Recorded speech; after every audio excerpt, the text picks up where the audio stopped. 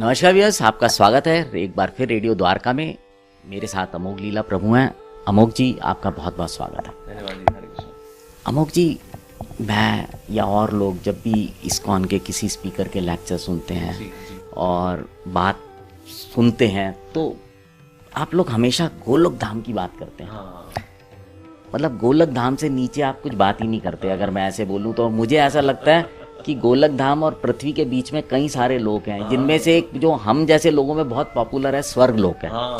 तो आप स्वर्ग लोक का तो जिक्र ही नहीं करते, आप सिर्फ गोलक धाम की बात करते हैं। ऐसा क्यों? ऐसा क्यों? देखिए एक्चुअली इसलिए थोड़ा सा हमें कॉस्मोलॉजी समझनी पड़ेगी, मतलब कि ब्रह्मांड की कॉस्मोलॉजी कैसे है।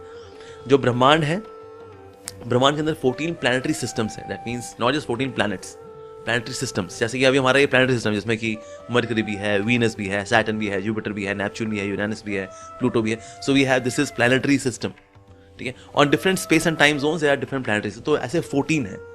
तो हमारे से नीचे 7 आते हैं, हमारे से ऊपर 6 आते हैं। सो कुल मिलाकर 14 हो गए इस तरह से। नीचे 7 हमारा और ऊपर के 6। So in this way there are 14 planetary systems. ये ब्रह्मांड के अंदर में आते हैं और इनमें जो जन्म होता है 84 लाख योनियां इन्हीं में टोटल फैली हुई हैं। तो इसमें जो आपको जन्म होता है एज पर कर्मा होता है।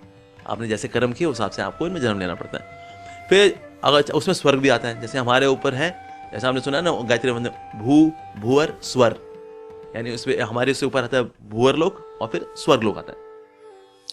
तो ये एक प्लैनेट है। इसके ऊपर भी फिर 4 और हैं, जिसमें फिर आते हैं महारलोक, तपोलोक, जनलोक एंड ब्रह्मलोक। ये और है। सो भू भूअर स्वर और ऊपर फिर ये 4 इस तरह से। और हमारे नीचे फिर अतल सुतल रसातल तलातल रसातल महातल पताल, ऐसे करके 7 और आते हैं। इस प्रकार से इनमें जन्म है वो कर्मों के अनुसार होता है। तो जो लोग बोलते हैं स्वर्ग जाना है जी, स्वर्ग जाना है, सर स्वर्ग में जाना जो होता है बेसिकली आप पुण्य कमाते हैं, पुण्य की वजह से आप स्वर्ग पहुंचते हैं, पुण्य कंज्यूम करते हैं और फिर वापस आपको यहाँ पर आना पड़ता है। जैसे आपने अपने बेटे को दिया, बेटा कार्ड ले बेटा, स्वाइप मार, ऐश कर।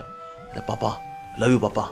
वो गया अमेरिका, यहाँ स्वाइप मारा, वहाँ स्वाइप मारा, ये खरीदा वो खरीदा, निकला। पर जब उसका बैलेंस खत्म हो जाए फिर क्या कहा,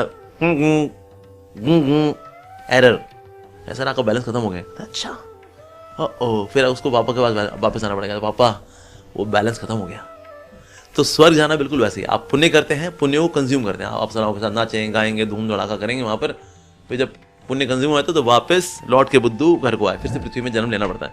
तो ऐसे नहीं स्वर्ग में एक बार हो गया तो बस फिर वहीं पे ही रहेंगे, नहीं, ऐसा नहीं होता। एज पर पुण्य गो टू हेवन, और अगर पाप किए हैं तो उसकी वजह से फिर आपको नीचे के लोगों में जाना पड़ सकता है।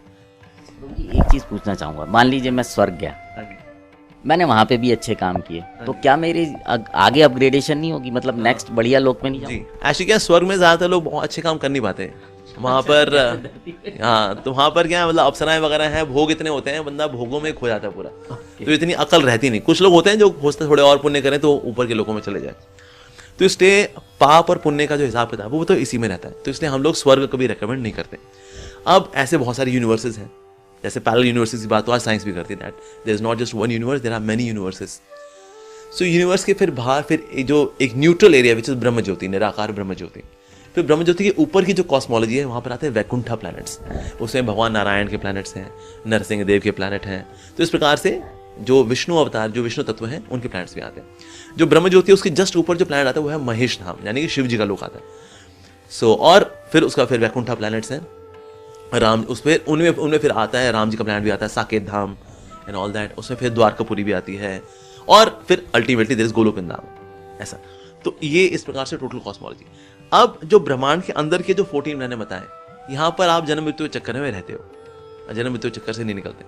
वैकुंठा प्लैनेट्स में, साकेत धाम में, गोलोक वृंदावन में आप जहां भी कहीं जाएंगे अगर, तो वहां से आपको वापस नहीं आना होता है। That means if somebody says भाई मैं राम जी की भक्ति करूंगा और साकेत धाम जाऊंगा, हम कहते हैं ऑल द बेस्ट, वहां से वापसी नहीं है, वहां से वापसी नहीं है। फिर आप राम जी की सेवा करो, हनुमान जी ऐसे सेवा कर रहे हैं, आप हनुमान जी का अनुगत होकर के कि भाई वो है सदार हो रघुपति के दासा, आप रघुपति के दास हैं, हम रघुपति के दास दासानुदास बन करके साकेत धाम में सीताराम जी की सेवा करेंगे, परफेक्टली फाइन।